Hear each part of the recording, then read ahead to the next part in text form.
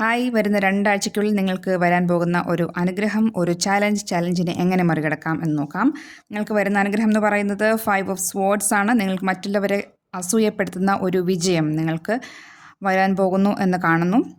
ഒരുപാട് പേര് മത്സരിക്കുന്ന ഒരു പരീക്ഷയിൽ നിങ്ങൾക്ക് വിജയം ഉണ്ടാവുന്നതായിരിക്കാം, അല്ലെങ്കിൽ ഒരു ഇൻ്റർവ്യൂവിൽ നിങ്ങൾ വിജയിക്കുന്നതായിരിക്കാം, അല്ലെങ്കിൽ ചെയ്തുകൊണ്ടിരിക്കുന്ന ഒരു പ്രോജക്റ്റിൽ മുന്നേറ്റം ഉണ്ടാക്കുന്നതായിരിക്കാം. എന്ത് വേണമെങ്കിലും ആവാം. മറ്റുള്ളവർക്ക് നിങ്ങളോട് അസൂയ തോന്നുന്ന രീതിയിലുള്ള ഒരു വിജയം ആണ് കാണുന്നത്.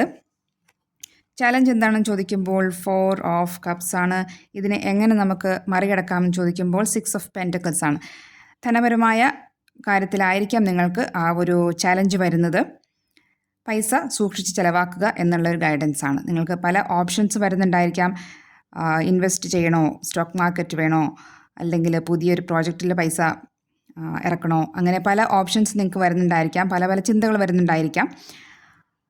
ഇപ്പോൾ അതിനൊന്നും പറ്റിയ സമയമല്ല എന്ന് സൂചിപ്പിക്കുന്നു. കുറച്ചൊന്ന് സൂക്ഷിക്കുക. കയ്യിലിരിക്കുന്ന കാശ് അളന്നു തൂക്കി മാത്രം ചിലവാക്കുക. Thank you.